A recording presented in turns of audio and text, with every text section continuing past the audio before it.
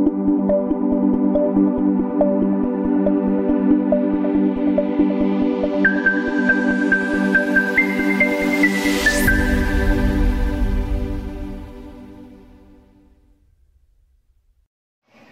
नमस्कार दोस्तों, और सृजल एकेडमी में आपका स्वागत है।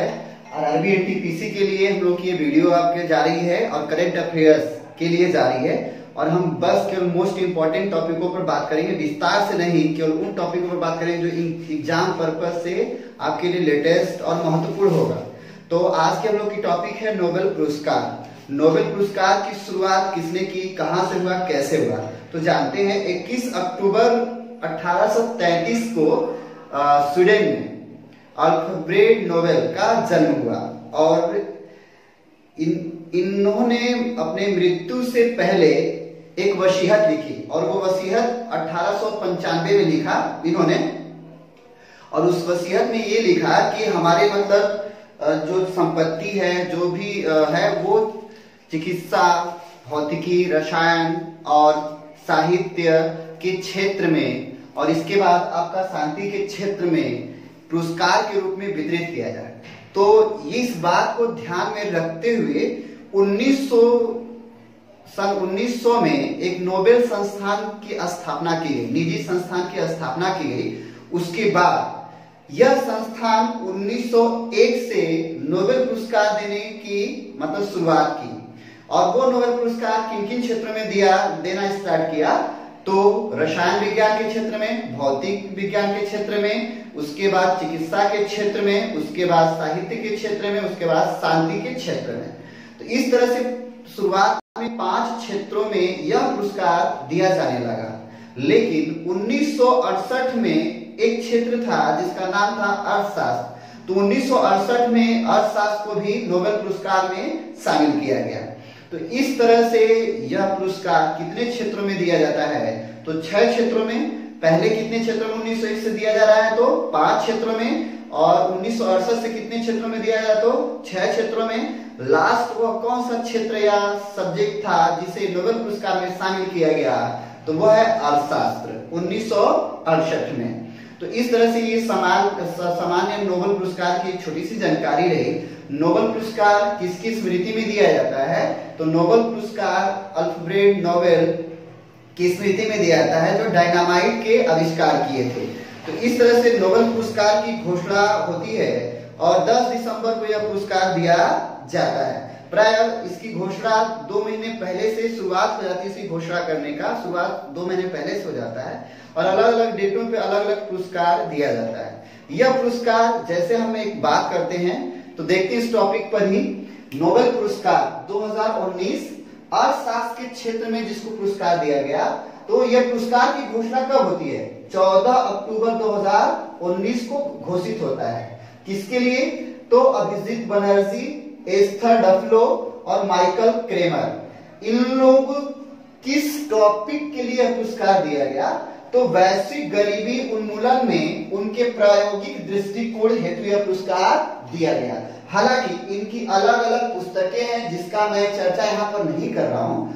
आपको क्वेश्चन ये बनता है कि अर्थशास्त्र के क्षेत्र में किन किन अर्थशास्त्रियों को पुरस्कार दिया गया, तो अभिजीत बनर्जी, एस्थर डफलो और माइकल क्रेमर को दिया गया। अभिजीत बनर्जी का बात बताए तो ये कोलकाता के रहने वाले हैं और भारतीय मूल के व्यक्ति हैं। और इसके बाद ये जो एस्थर डफलो हैं, इनकी मतलब वाइफ है, तो इनको भी दिया है, संयुक्त रूप से दिया गया। तो ये माइकल क्रेमर, इनके साथ टॉपिक था ये। अगला नेक्स्ट हम लोग पुरस्कार देखते हैं। क्वेश्चन ये बनता है कि अर्थशास्त्र के क्षेत्र में कितने लोगों को दिया गया, किसको किसको दिया गया, कौन से भारतीय मूल के थे, तो इस तरह से दिया गया अभिजीत बनर्जी को भारतीय मूल के रूप में। आगे चलते हैं, नोबेल शांति पुरस्कार कब घोषित किया गया, तो 11 अक्टूबर 2019 को घोषित किया गया। इथियोपिया के प्रधानमंत्री अबी अहमद अली को दिया गया। सुनिए, ये अपने देश के साथ साथ अपने पड़ोसी मुल्कों और देशों में शांति का पैगाम दिया, शांति के लिए जागरूकता फैलाए, जिसकी वजह से इनके सराहनीय कार्य को देखते हुए 2019 का नोबेल शांति पुरस्कार इनको दिया गया। अभी अहमद अली को दिया गया। नेक्स्ट हम लोग देखते हैं भौतिक विज्ञान के क्षेत्र में इनके किस क्षेत्र में पुरस्कार दिया गया, ये हम चर्चा नहीं करते, बस ये जानते हैं कि कितने लोगों को दिया गया। तो जेम्स पीबल्स को दिया गया, ये अमेरिकी हैं। मिशेल मेयर को दिया गया, ये स्विस के हैं, स्विट्जरलैंड के। और डिडिएर क्वेलोस को दिया गया। तो ये 3 लोग संयुक्त रूप से भौतिकी के क्षेत्र में। क्वेश्चन यहाँ से क्या बनता है कि भौतिक विज्ञान के क्षेत्र में कितने लोगों को नोबेल पुरस्कार दिया गया, तो 3 लोगों को। फिर इसके बाद क्वेश्चन ये बनता है कि जेम्स पीबल्स किस देश के रहने वाले जो जिनको भौतिकी का नोबेल पुरस्कार 2019 का दिया गया है, तो अमेरिका के। और भौतिक के नोबेल पुरस्कार की घोषणा कब हुई थी, तो 8 अक्टूबर 2019 को हुई थी। तो इस तरह से ये हमारे 3 क्षेत्र हुए।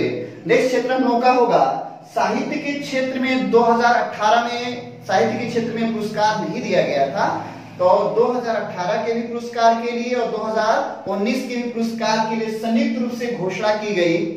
वो घोषणा कब की गई, तो 10 अक्टूबर 2019 को की गई। अब इनके लिए देखते हैं तो ऑस्ट्रियाई लेखक पीटर हैंडके को दिया गया।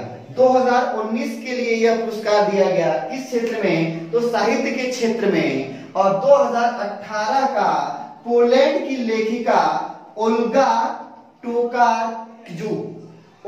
टोकार्चुक को दिया गया।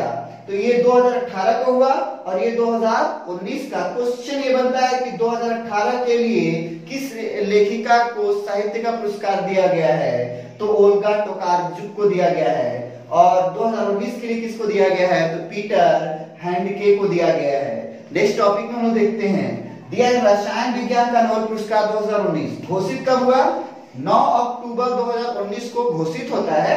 फिर दिया है कितने लोगों को दिया गया, तो जॉन बी गुड इनफ को दिया गया, एम स्टैनली विटिंघम को दिया गया और अकीरा योशिनो को दिया गया। किस लिए दिया गया, तीन लोगों ने लिथियम आयन बैटरी के विकास में। क्वेश्चन दोस्तों आपको बता दें कि हमने वही चीज लिखा है, किसी जिसके जो पुरस्कार है, जो आवश्यक चीज है, मैंने उसी चीज को लिखा है कि क्वेश्चन आपको कैसे पुटअप करेगा। आप पीछे के जो नोबेल पुरस्कार जो रेलवे में एनटीपीसी में पूछे गए उसको आप ध्यान में रखते हुए मैंने आपको तथ्य दिया है। हालांकि इसमें जानकारी तो ढेर सारी किसके लिए कौन कौन से कहां से कैसे है, लेकिन जैसे क्वेश्चन आपको पुटअप करता है उस आधार पर मैंने आपको शॉर्ट में देने का प्रयास किया है। तो लिथियम आयन बैटरी के लिए क्वेश्चन ये बनता है कि रसायन विज्ञान के क्षेत्र में किसके लिए पुरस्कार दिया गया रसायन का नोबेल, तो लिथियम आयन बैटरी के लिए दिया गया। नेक्स्ट आपको बताना चाहेंगे एक क्षेत्र आपका बचता है चिकित्सा क्षेत्र। चिकित्सा क्षेत्र में 3 लोगों को दिया गया। चिकित्सा क्षेत्र में पहला आपको दिया गया विलियम जे केलिन जूनियर को दिया गया, ये अमेरिका के थे। और दूसरा था सर पीटर जे रेडक्लिफ, ये कहां के थे, यूनाइटेड किंगडम। यूनाइटेड किंगडम किसको बोलते हैं, तो जान लेते हैं। यूनाइटेड किंगडम हम ब्रिटेन को बोलते हैं, यूके जिसे कहते हैं। और उसके बाद लास्ट थर्ड थे ग्रेग एल सेमेंजा जो अमेरिकी हैं। तो इन लोगों को चिकित्सा के क्षेत्र में दिया गया। और किस लिए दिया गया, तो जीनों के नियमित गति की प्रतिक्रिया की खोज करने के लिए इन लोगों को यह पुरस्कार जीव विज्ञान अर्थात चिकित्सा के क्षेत्र में दिया गया है। तो इस तरह से ये आपके क्षेत्र हुए।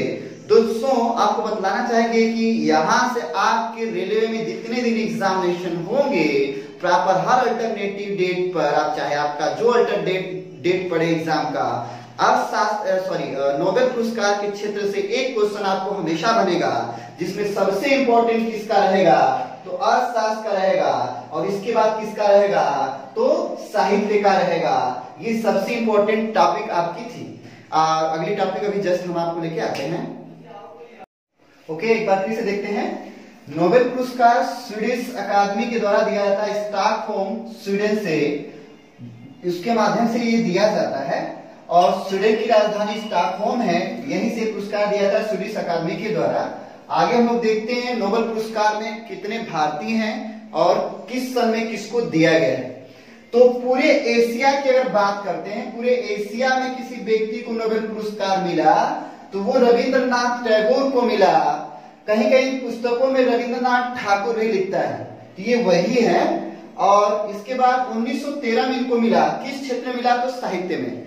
गीतांजलि पुस्तक के लिए इनको पुरस्कार दिया गया और गीतांजलि पुस्तक इनकी बहुत चर्चित है। और गीतांजलि पुस्तक से ये रविन्द्रनाथ टैगोर को प्रसिद्धि भी मिली। रविन्द्रनाथ टैगोर के बारे में आपको बतलाना चाहेंगे कि रविन्द्रनाथ टैगोर का संबंध कहाँ से है, तो वेस्ट बंगाल से है और शांति निकेतन से संबंधित है ये। मतलब शांति निकेतन क्या है, तो रविन्द्रनाथ टैगोर का आश्रम और या तो गुरुकुल कह लीजिए, आज विश्व भारती विश्वविद्यालय के नाम से भी जाना जाता है। और इसके बाद आपको बतलाएं कि जनगण मनगण अधिनायक राष्ट्रीय गान के रचयिता कौन है, तो रविन्द्रनाथ टैगोर हैं। और रविन्द्रनाथ टैगोर जो साहित्य के क्षेत्र में इनका मतलब जितने भी साहित्य थे चर्चित हुए। और इसके साथ साथ जनगण मनगण अधिनायक जो राष्ट्रीय गान है सर्वप्रथम कहाँ गाया गया था, तो 1911 में इसको गाया गया था सर्वप्रथम। और किसने गाया था, तो कुमारी शैलजा ने गाया था। तो इस तरह से राष्ट्रीय गान को राष्ट्रीय इनके जनगण मनगण अधिनायक गीत को राष्ट्रीय गान के रूप में जाना जाता है और लाया गया राष्ट्रीय गान के रूप में। भारत सरकार ने इनके गीत को चुना। तो इस तरह से ये आपके रविन्द्रनाथ टैगोर के बारे में छोटी सी जानकारी है। क्वेश्चन आता है कि राष्ट्रगान सर्वप्रथम किस पत्रिका में छपा था, तत्वबोधिनी नामक पत्रिका में छपा था। इसको हम लोग नेशनल एंथम भी बोलते हैं। और आपको बताएं कि जो आपका तत्वबोधिनी पत्रिका का बात है तो मॉर्निंग सॉन्ग के नाम से इसमें छपा था।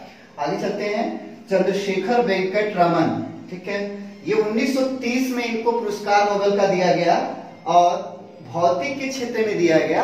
और जो इनका शोध था अपसारित किरणों पर था और ये जो अपसारित किरणों पर इन्होंने खोज किया था उसको रमन प्रभाव के नाम से भी जाना जाता है।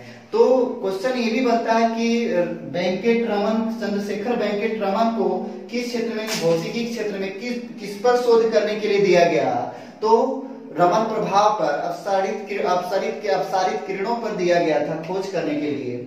हरगोविंद खुराना, तो ये क्या है कि जेनेटिक आनुवंशिक कोड होता है, तो जीनों के आनुवंशिक कोड की खोज के लिए इनको चिकित्सा के क्षेत्र में हरगोविंद खुराना को 1960 में दिया गया है। आगे नेक्स्ट है मदर टेरेसा, 1979 में इनको शांति के क्षेत्र में दिया गया। यह अल्बानिया में जन्मी थी और कुछ समय बाद ये भारत आ गई और भारत में कोलकाता वेस्ट बंगाल में इनकी चैरिटी चलती थी। और इस तरह से ये चैरिटी के माध्यम से शांति का प्रचार प्रसार की, जो कि ये आपको बताया कि ये मूल रूप से ईसाई धर्म से थी। इनको विश्व स्तर का संत घोषित किया गया ईसाई धर्म में। तो ये मदर टेरेसा हैं जो 1979 में शांति के क्षेत्र में प्रथम भारतीय के रूप में जाना जाता है। इनको शांति के क्षेत्र में नोबेल पुरस्कार प्राप्त किए हैं। आगे सुब्रमण्यम चंद्रशेखर, 1983 में इनको भौतिक के क्षेत्र में यह पुरस्कार दिया गया है। नेक्स्ट है अमर्त्य सेन को 1998 में दिया गया अर्थशास्त्र के क्षेत्र में। कल्याणकारी अर्थशास्त्र के लिए अमर्त्य सेन को 1998 में पुरस्कार दिया जाता है। क्वेश्चन ये बनता है कि अमर्त्य सेन को नोबेल पुरस्कार किसकी उपलब्धि के लिए दिया गया, तो विश्व स्तर पर कल्याणकारी अर्थशास्त्र की अवधारणा को प्रस्तुत करने के लिए अमर्त्य सेन को नोबेल पुरस्कार दिया गया। नेक्स्ट है कैलाश सत्यार्थी और 2014 में इनको शांति का पुरस्कार दिया गया। और बचपन बचाओ आंदोलन इन्होंने चलाया था, मध्य प्रदेश से हैं ये और ये मध्य प्रदेश के विदिशा से रहने वाले मूल रूप से हैं। और बचपन बचाओ आंदोलन इन्होंने चलाया, पूरे विश्व स्तर पर बचपन बचाओ आंदोलन चलाया, जिसकी वजह से इनको 2014 में शांति का नोबेल पुरस्कार के लिए संयुक्त रूप से इनकी घोषणा की गई। इसी के साथ मतलब कैलाश सत्यार्थी के साथ ही पाकिस्तान की महिला मलाला यूसुफजई को भी ये पुरस्कार दिया गया। क्यों दिया गया, तो मलाला यूसुफजई भी शांति के लिए कार्य की थी, इसलिए इसको संयुक्त रूप से इस पुरस्कार को 2014 में दिया गया। तो मोस्ट टॉपिक आपको केवल एनटीपीसी के महत्वपूर्णता को देखते हुए इस टॉपिक पे आज मैंने चर्चा किया है और ये आपके मोस्ट इंपॉर्टेंट हैं। नेक्स्ट वीडियो के साथ फिर मिलेंगे। Thank you so much.